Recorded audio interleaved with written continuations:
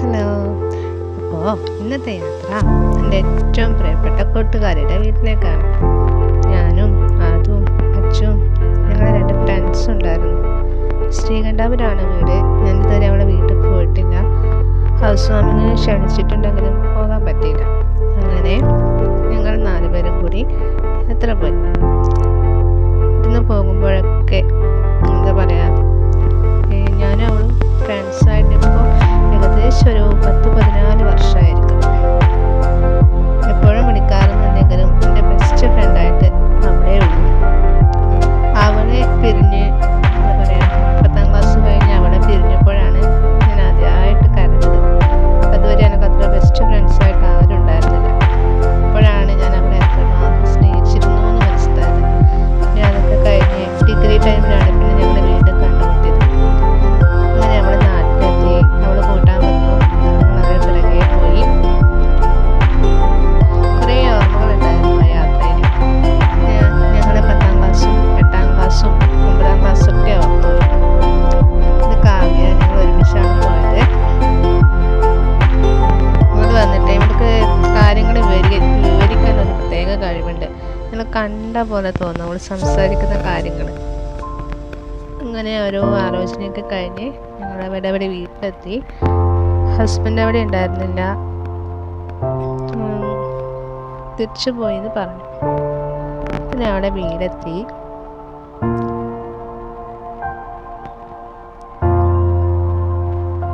ഇവള് ഇപ്പാട്ടോ എൻ്റെ വീട്ടിലേക്ക് വന്നത്. കഴിഞ്ഞ വർഷം എൻ്റെ വീട്ടിലേക്ക് വന്നത്. അതും ആരെയും തമ്മിൽ നല്ല ഫ്രണ്ട്സാണ്. അവർ മുന്നേ കണ്ടിട്ടുണ്ട്. അതുകൊണ്ട് പിന്നെ പ്രത്യേകിച്ച് ആരെയും പരിചയമൊന്നും വേണ്ട. അവർ സംസാരിച്ചു, കളി തുടങ്ങി. അതിനുശേഷം ഞങ്ങൾക്ക് ചായ കൂട്ടി. അവിടെ ബർത്ത്ഡേ ആയിരുന്നു ഇന്നലെ, അതുകൊണ്ട് അതിൻ്റെ കേക്കും ഉണ്ടായിരുന്നു. അങ്ങനെ ഞങ്ങൾ സംസാരിച്ചു, ചായ കുടിച്ചു. എന്തൊക്കെയോ പറയണമെന്നുണ്ടായിരുന്നു. പക്ഷെ അവളെ പെട്ടെന്ന് കണ്ടപ്പോൾ, ഒരുപാട് നാളിന് ശേഷം നേരിട്ട് കണ്ടപ്പോൾ ഒന്നും ഇടാൻ പറ്റാത്ത പോലെ തോന്നി. ഇവർ രണ്ടുപേരും ഒരേ കളിയായിരുന്നു. ഒരു മോളും കൂടി ഉണ്ട്, മൂത്തത് മിച്ചു. അങ്ങനെ കുറച്ച് സംസാരിച്ചു. അവർ കുറേ കളിച്ചു. വീടും പരിസരമൊക്കെ നോക്കി കണ്ടു. അവളുടെ ഏറ്റവും വലിയ പരാതിയായിരുന്നു വീട്ടിൽ വരുന്നില്ല എന്നുള്ളത്. അങ്ങനെ പരാതി തീർക്കാൻ വേണ്ടിയിട്ടാണ് ഞാൻ അശ്വിനിയും കൂട്ടിയിട്ട് പോയത്. അതുവിന് പെട്ടെന്ന് എന്തോ ദുഷ്ട കയറി. അവൻ ഇടയ്ക്കിടയ്ക്ക് ഇങ്ങനത്തെ ഒരു സ്വഭാവം ഉള്ളതുകൊണ്ട് ഞാൻ കാര്യമാക്കാൻ പോയില്ല.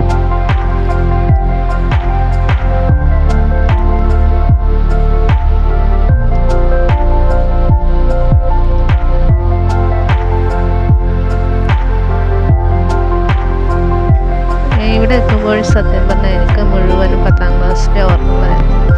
10ാം ക്ലാസ്സിൽ നമ്മൾ ഒരുമിച്ചിരുന്നത്, വഴക്ക് പോകുന്നത്, കാര്യങ്ങളൊക്കെ എന്താ പറയുക, അങ്ങനത്തെ കുറേ കാര്യങ്ങൾ. 10ാം ക്ലാസ്സിലെ ലാസ്റ്റ് എക്സാം കഴിഞ്ഞ്, ഇവിടെ എക്സാം ഒന്നും കഴിഞ്ഞിരുന്നില്ല. എനിക്ക് പക്ഷേ ബസ്സില്ലാത്തതുകൊണ്ട് പെട്ടെന്ന് പോകേണ്ടി വന്നു. അപ്പോൾ ഒരു വാക്ക് പോലും പറയാൻ പറ്റാതെ പോകേണ്ടി വന്നതിൻ്റെ സങ്കടം. പിന്നീട് വിളിക്കാൻ ഫോണില്ല, കത്തയക്കാൻ അഡ്രസ്സില്ല, എന്താ പറയുക, കാണാൻ വഴിയില്ല. കാരണം രണ്ടും 2 ഭാഗത്താണ്. അതൊക്കെ കഴിഞ്ഞ് ഏകദേശം ഒരു 3-4 വർഷത്തിന് ശേഷമാണ് ഞങ്ങൾ വീണ്ടും ഒരു സ്ഥലത്ത് കണ്ടുമുട്ടിയത്, ഇരിക്കൂർ വെച്ച്. അത് കഴിഞ്ഞ് പിന്നീട് അവൾ ദുബായിലേക്ക് പോയി. അങ്ങനെ നമ്പർ വീണ്ടും മിസ്സായി. അത് കഴിഞ്ഞ് കഴിഞ്ഞ വർഷം, ഒരു 2 വർഷം മുന്നേ വീണ്ടും നമ്പറൊക്കെ കിട്ടി, വിളിക്കാൻ തുടങ്ങി. ഞങ്ങൾ സന്തോഷത്തോടെ കളിച്ച് രസിച്ച് വന്നു.